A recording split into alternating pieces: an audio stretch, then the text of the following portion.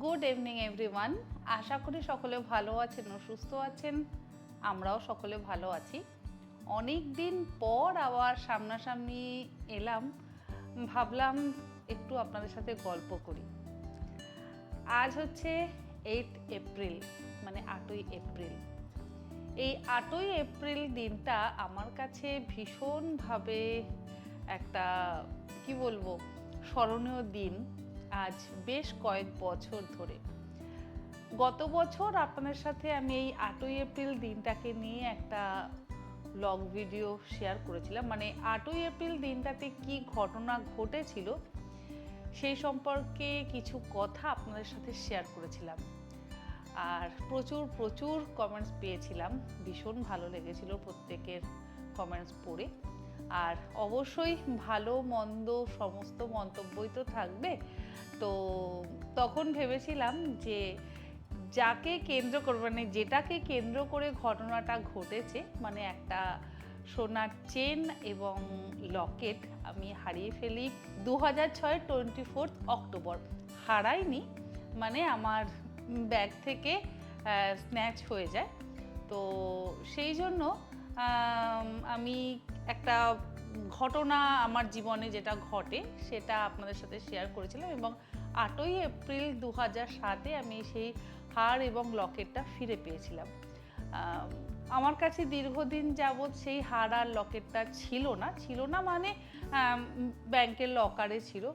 তো কিছুদিন আগেই আমি সেই হার আর লকেটটা নিয়ে আসি, এবং ভেবেছিলাম যে হার আর লকেটটা নিয়ে এলে আপনাদেরকে দেখাবো যে কোন হার এবং লকেটটা আমার হারিয়ে গেছিলো, এবং দুবার হারিয়ে যাওয়ার পর সেটাকে আমি ফিরে পেয়েছি।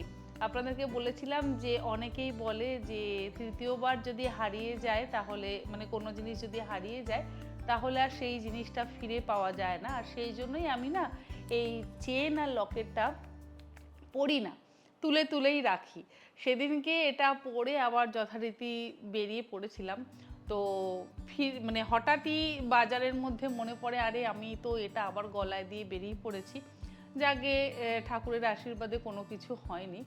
তো অনেকেই দেখতে চেয়েছিলেন যে দিদি যদি হার আর চেনটা দেখান, মানে হার আর লকেটটা যদি দেখান তাহলে খুব ভালো হয়। এই হচ্ছে সেই হার আর লকেট। হারটা দিয়েছিলেন আমার মামি শাশুড়ি, মামা শ্বশুর আর আমাদের মধ্যে নেই। তো মামার দেওয়া স্মৃতিটা আমার কাছে রয়ে গেছে, আর এই লকেটটা দিয়েছিল আমার হাজব্যান্ড আমার আমাদের সেকেন্ড অ্যানিভার্সারিতে। দুটোই ভীষণ ভালোবাসার এবং দুটোই ভীষণ মূল্যবান আমার কাছে। আর অনেকেই সেখানে বলেছিলেন যে যারা নিয়ে যাবে তারা মানে নিয়ে গিয়ে ফেরতই যদি দিয়ে গেল তাহলে তারা নিল কেন, গল্পটা বুঝলাম না।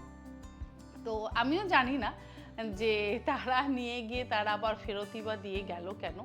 তো যারা নিয়ে যাবে তারা তো কখনোই ফেরত দেবে না। হয়তো কোনো কারণবশত অন্য কেউ সেই হার আর লকেটটা আমার বাবার কাছে ফেরত দিয়ে যায়, এবং তার বিনিময়ে আমি কিছু টাকা দিয়েছিলাম। আসলে টাকার অঙ্কটা সত্যিই আমার লকেট আর হারের জন্য ভীষণই কম ছিল, কারণ সেই সময় আজ থেকে বেশ কয়েক বছর আগে 2007 সালে আমাদের কারোরই কিন্তু খুব একটা সামর্থ্য ছিল না যে যদি কাউকে কিছু দিতে হয়, মানে হঠাৎ করে যদি কিছু দেওয়ার প্রয়োজন পড়ে তাহলে বেশ অনেকটা অ্যামাউন্টের কিছু দেওয়া যায়। সত্যি আমাদের সামর্থ্য তখন একেবারেই ছিল না। আর এখন হয়তো আমরা অনেক কিছু আস্তে ধীরে করি। তো আমি হারটা চেনটা ফিরে পেয়েছি, সত্যি এটা আমার ভগবানের অনেক আশীর্বাদ। আর বলতে নেই আমার কোনো দিন কোনো সোনার জিনিস না হারায়নি। হ্যাঁ, এটা বলতে পারি যে আমার ভীষণ পছন্দের এবং প্রিয় একটি কানের দুল অবশ্য হারিয়েছে ঠিক বলবো না, কেউ একজন নিয়েছে, সেটা আমাদের পরিবারের মধ্যেই একজন।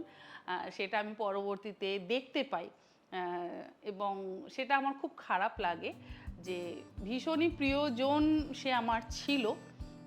এখন আর সে আমার কাছে প্রিয়জন নেই, কারণ এই কারণেই বলবো, যখন দেখলাম আমার সেই কানের দুলটা আমার শাশুড়ি মা আমাকে একবার বিবাহবার্ষিকীতে দিয়েছিল, তো সেই কানের দুলটা যখন তার কানে, তো সেটা আমার কাছে ভীষণই একটা মানে শক হয়েছিলাম আমি ভীষণই, যে আমি পাচ্ছি না দুলটা, আর দেখলাম তার কাছে, তার কানে সেই দুলটা। তো এবং দুলটাতে না একটা ডিফেক্ট ছিল, সেনকো গোল্ড থেকে আমার দুলটা কেনা ছিল। তো দুলটা একটা দুল লম্বালম্বি হয়ে ঝুলতো, আর একটা দুল একটু একটু বেঁকা থাকতো। সেম ওই একই ভাবে তার কানেও কিন্তু সেই দুলটা পরা ছিল। আমি তাকে বলতে পারিনি, আমি ভেবেছি হয়তো সে বানিয়েছে, বাট পরবর্তীতে আমি দেখলাম যে আমি আর দুলটা পাচ্ছি না। এখন জানি না সে আমার ঘর থেকে নিয়েছে নাকি আমি তার বাড়িতে যখন গেছিলাম কোনো কারণবশত সেখানে সেইটা মিসপ্লেস হয়েছে। আমি ঠিক বলতে পারবো না, সেটা মনে হয় আমার ঘর থেকেই জিনিসটা গেছে। তো আমি যদি তার বাড়িতে যাই তো সেটা তো আর আমি আমার কান থেকে খুলবো না। তো যাই হোক, সেটা আমার দেখে ভীষণই খারাপ লেগেছিল। এছাড়া আমার কাছ থেকে কোনোদিন কোনো সোনার জিনিস হারায়নি।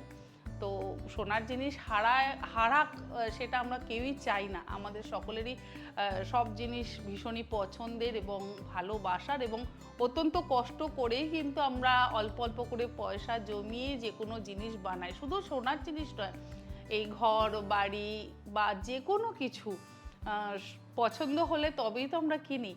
আর তবেই, এবং যদি ক্ষমতা এবং সামর্থ্য হয় তবেই আমরা কিন্তু সেই জিনিসগুলো করার সাহস পাই। তো সেটা দেখে আমার সত্যি ভীষণ খারাপ লেগেছিল। যাই হোক, মানে কথা প্রসঙ্গে সেটা বলে ফেললাম। আর এই হারটা আর লকেটটা আমি সামনে থেকে দেখিয়ে দিচ্ছি, যেটা নিয়ে অনেকেই অনেক রকম প্রশ্ন করেছিলেন যে নিয়ে যদি যাবে তাহলে আবার তারা ফেরত কেন দিল। ফেরত কারা দিয়েছে আর কারা নিয়েছে আমি কিন্তু কিছুই জানি না। এটাই আমি ভগবানের কাছে মানে কামনা করি যে ঠাকুরের সেই আশীর্বাদ আমার ওপর আছে, যে হারিয়ে যাওয়া জিনিস 6 মাস পরে আমি ফিরে পেয়েছি। এটা আমার মনে হয় আমার হয়তো অনেক কিছু পুণ্যের ফল বা ভালোবাসা, মানে ঠাকুরের অনেক বড় আশীর্বাদ যে আমি সেটা ফেরত পেয়েছি। আসলে একটা সময়ে প্রচুর প্রচুর কষ্ট করেছি। গতকাল ফেসবুকে আমার আর আমার হাজবেন্ডের একটা ফটো এলো, যেটা 12 বছর আগে আমরা পোস্ট করেছিলাম, বাট ছবিটা 12 বছর আগে নয়, 25 বছর আগে, যখন আমরা গ্যাংটকে হানিমুনে গেছিলাম। তো সত্যি আমি ছিলাম 22 বছরের, 22-23, আর হাজবেন্ড ওই 28 বছর। তো দুজনের ওই ফটোটা দেখে অনেক স্মৃতি, অনেক ঘটনা, অনেক কিছু মনে পড়ে গেল। এবং ওখানে অনেকে অনেক রকম মন্তব্য করেছে, আমাদের আত্মীয় স্বজন বন্ধু বান্ধব, যে একদম বাচ্চা মেয়ে, কেউ বলেছে যে নিজেকে দেখে কি চিনতে পারছো, আর সাথীকে দেখে চিনতে পারছো। সত্যি চেনা যায় না, কারণ আমি ছিলাম তখন 22-23, আর আমার হাজবেন্ডেরও অনেক অল্প বয়স। এখন তো বয়স অনেকটাই বেড়ে গেছে, 25 বছর আগের ফটো। এবং সেখানে যে আমি জামা কাপড়গুলো পরেছিলাম সবটাই ছিল আমার হাজবেন্ডের, মানে জিন্সের প্যান্ট, সোয়েটার, ভেতরে টি শার্ট, সবটাই ছিল আমার হাজবেন্ডের। তো তখন আমাদের সেই সামর্থ্য কারোরই হতো না যে কোথাও বেড়াতে গেলে নিজেদের জন্য আলাদা করে জিন্স, আলাদা করে টি শার্ট বা সোয়েটার, জ্যাকেট, এই সমস্ত কিছু কিনবো। এখন আমরা যদি কোথাও ঘুরতে বেড়াতে যাই, মনে হয় আগে একটা আলাদা করে শপিং করি। তো সেই সামর্থ্য কিন্তু আমাদের আজ থেকে 20-25 বছর আগে বা 30 বছর আগে কারোরই ছিল না। এখন আমরা মানে অনেক এদিক ওদিক করেও কিন্তু কিনে ফেলি, হিসেব করে কিনে ফেলি। আর তখন আমার মনে হয় মানুষের রোজগারও যথেষ্টই কম ছিল। তো সেইটা দেখে অনেক কিছু মনে পড়লো। ফটোটা অবশ্যই আপনাদেরকে দেখাচ্ছি, দেখুন যে কেমন দেখতে ছিলাম, কত রোগা ছিলাম। হাজব্যান্ডেরও মাথায় প্রচুর চুল ছিল, অন্যরকম দেখতে ছিল। তো হানিমুনে গিয়ে কত স্মৃতি, খুব একটা যে বেশি পয়সা নিয়ে গেছি তা নয়, 4000 টাকা নিয়ে আমরা ঘুরতে গেছিলাম। এবং আমার সেই অভিজ্ঞতা যে প্রথমবার আমি জীবনের প্রথম আর কি আমাদের বাংলার বাইরে বেরিয়েছিলাম। মানে বিয়ের আগে আমি কোনোদিন কোথাও ঘুরতে বেড়াতে যাইনি। বাবার সেই ক্ষমতা ছিল না যে তার মেয়েদের সে ঘোরাতে নিয়ে যাবে। তো যাই হোক, বাবার কথা বললে অনেকেই হয়তো দু চার ফোঁটা চোখের জল পড়ে যাবে। মাও ভিডিওটা অবশ্যই দেখবে, আমি জানি, পিসিও দেখে, আমাদের পুরনো অনেক স্মৃতি মনে পড়ে যায়। তো সে কথা নাই বা বললাম, অনেক কষ্ট করেছি জীবনে, অনেক কিছু করেছি। তো হানিমুনে গেছি মাত্র 4,000 টাকা নিয়ে, আর সেই অভিজ্ঞতা ছিল না যে সাইড সিনে যেতে হয়। এটা মানে একটা ভারী অদ্ভুত। জানতাম যে গ্যাংটকে যাচ্ছি, ওখানকার আশপাশের জিনিসপত্র জায়গা দেখবো, ওখানে যা যা ঘোরার আছে সেই সমস্ত জায়গাগুলো দেখবো। তো 4,000 টাকায় আমার মনে হয় যথেষ্ট, মানে অনেক। হোটেলের ভাড়া টাড়া দিয়ে অনেক। হোটেলের রুমের ভাড়া ছিল 200 টাকা। আর আমরা বাসে গেছিলাম, নৈহাটি থেকে বাস ছাড়তো, সেই নৈহাটি স্নো হোয়াইটের কাছ থেকে। সেখান থেকে বাসে করে আমরা দার্জিলিং শিলিগুড়ি গেছিলাম। বাসের ভাড়া ছিল 120 টাকা, এবং সেখান থেকে 60 টাকা করে আমরা ওই যে ট্রলার টেম্পোগুলো হয় না, সেই ট্রলার টেম্পোতে করে আমি আর আমার হাজবেন্ড দুজনে 60 টাকা 120 টাকা দিয়ে নেতে পৌঁছই, গ্যাংটক পৌঁছই। আর হোটেলের ভাড়া ছিল 200 টাকা করে। তো 3-4 দিন থাকবো। সাইট সিনে যে যেতে হয় এবং সেখানে যেতে গেলে যে আলাদা খরচা, সেই সমস্ত ধারণা আমার কিছুই ছিল না। তো ওখানে যাওয়ার পর হোটেলের যিনি ছিলেন, মানে লিজ নেওয়া হোটেল ছিল, বাঙালি ছিলেন উনি। তো উনি বলছেন যে আপনারা কোথাও সাইট সিনে যাবেন না? হাজব্যান্ড বলছে হ্যাঁ যাবো। তো সাইট সিনে যেতে গেলে তো আলাদা গাড়ি ভাড়া করতে হবে, আলাদা খরচা। আমি ভাবছি এত টাকা পাবো কোথায়? সেই সমস্ত খরচা তো করতে পারবো না, কারণ অত টাকা তো নেই আমার কাছে। তো যাই হোক, গেলাম 800 টাকা দিয়ে। ওই যা যা সাইট সিনে যা যা ছিল, মনে নেই আমার সমস্ত জায়গাগুলো, সেই সমস্ত মনাস্ট্রিগুলো ঘুরে দেখলাম। আর সেখানেই প্রথম ভেজ মোমো খেয়েছিলাম। 25 টাকা দাম ছিল ভেজ মোমো, আর 35 টাকা দাম ছিল চিকেন মোমো। মানে 10 টাকাও বাঁচাতে হবে। 35 টাকা দিয়ে চিকেন মোমো খাওয়া যাবে না, 25 টাকা দিয়ে আমরা দুজনে ভেজ মোমো খেয়েছিলাম। এত ভালো লেগেছিল যে এখনও সেই স্বাদ মুখে লেগে আছে। যে ভেজ মোমো যে এত ভালো হতে পারে সেটা আমার ধারণাই ছিল না।